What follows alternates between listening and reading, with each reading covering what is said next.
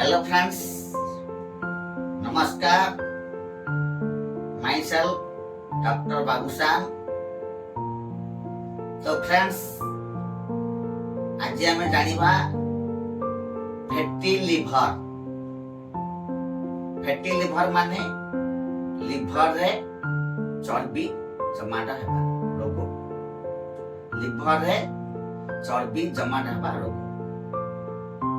ताहले आसंतु जानिबा यार कज, ट्रीटमेंट, सिम्पटम एई सब विषय जानिबा। ताहले आसंतु जानिबा प्रथमे यार सिम्पटम। यार सिम्पटम हला माने फैट हे भोक हबनी माने कौनसी काम करने को हमको हालिया लगे काम करने इच्छा हबनी फ्री लगे।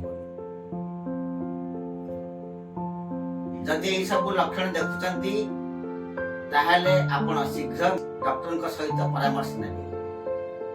ताकर एडवाइस को आपण मानिबे। ताहले आसंतु जानिबा यार डायग्नोसिस। यार डायग्नोसिस हैला सीबीसीपीएस कमेंट, ब्लड इरिटेटिन, sodium potassium, urine RMA, urine culture, CRP, ESR, lipid profile. यार मेन डायग्नोसिस हैला लिपिड प्रोफाइल। आ गोटे अल्ट्रासाउंड करबा रेडियोलॉजी पाखरे के अल्ट्रासाउंड करबा। जदि आपनकर प्रकृत रे चर्बी अछि ताले यार ट्रीटमेंट विषय आसु जानिबा। रोसुवास्टाटिन 20 mg 40 mg आपनकर फैट एंजाइम मेडिसिन खाइबे। यार अछि 20 mg आ 40 mg रोसुवास्टाटिन। जदि आपनकर ट्राइग्लिसराइड बढ़िछि ताहले टैबलेट सार ग्लिटाजार खाइबे। यार अनेक टैबलेट अछि बहुत प्रकार। एट्रोवास्टाटिन एंड फेनोफाइब्रेट। एट्रोवास्टाटिन एंड फेनोफाइब्रेट ए सब बहुत प्रकार चर्बी पई टैबलेट अछि। किंतु मन रखंतु या सहित गैस्ट्रिक मेडिसिन खाइबे। गैस्ट्रिक आपन घर जदि पेट फुलौथबो किबा बांती होथबो भूमेटिक लागुथबो ताहाले पेट फुलौथबो जदि संप्राज लिवोसल्प्राइड, इसोप्राजल लिवोसल्प्राइड, पांटोप्राजल लिवोसल्प्राइड। जदि बांती आसुथबो संप्राजल डोपाडोन, इसोप्राजल डोपाडोन, पांटोप्राजल डोपाडोन।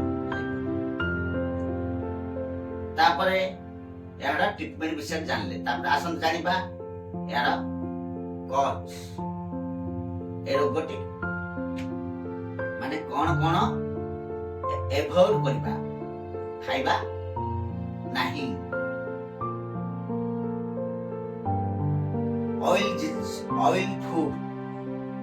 ऑयल फूड माने तेल जातीय द्रव्य जथा आलू चप, पूरी, बड़डा, सिंगड़ा, बरा,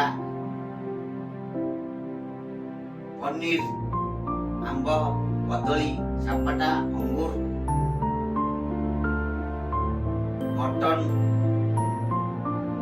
अल्कोहल किंवा निशा जातीय द्रव्य, ऑयल माने जोटा कि ऑयल थिबो से सब खाद्य खाइबा नाही।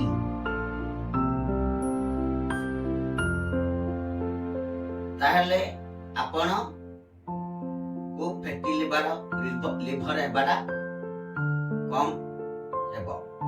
फैटी लिवर होई परिबो नाही जदि ए सब खाद्य खाइबे नाही ताहले फैटी लिवर रो मुक्ति पाइबे।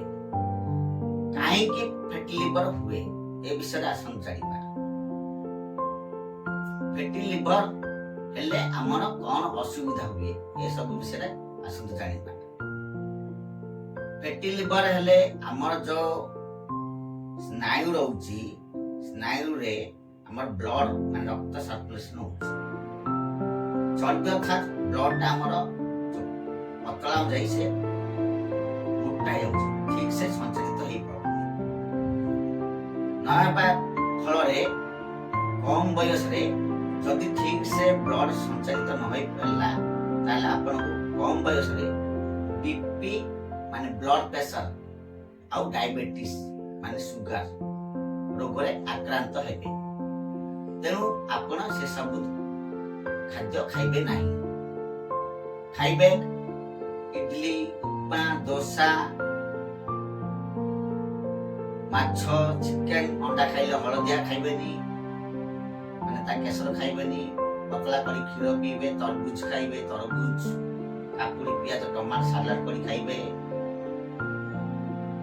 गोटे बेला भात आ गोटे बेला सेका रोटी खाइबे। ए सब खाइबे खाद्य ता सहित एक्सरसाइज दिन को 2 थर बा 3 थर करिवे। 5 किलोमीटर तो चल परिबेनी प्रथमे 1 किलोमीटर ताबे 2 किलोमीटर इदे दिन 2 बेला चलिबे खाली। ता सहित एक्सरसाइज फुम करिवे जेमिति कि आपनकर देहरो पूरा झाल बाहरी ताहाले आपण फैटी लिवर रो वंचित हेबे। तो फ्रेंड्स आपण ट्रीटमेंट सिम्पटम कॉज ए सब विषय तो जानिले किंतु गोटे कथा मन रखंतु बिना डॉक्टर को परामर्श नहीं निजे निजे मेडिसिन सेवन करिवे नाही। जदि करिवे असुविधा रे पड़िबे। नमस्कार, जय जगन्नाथ।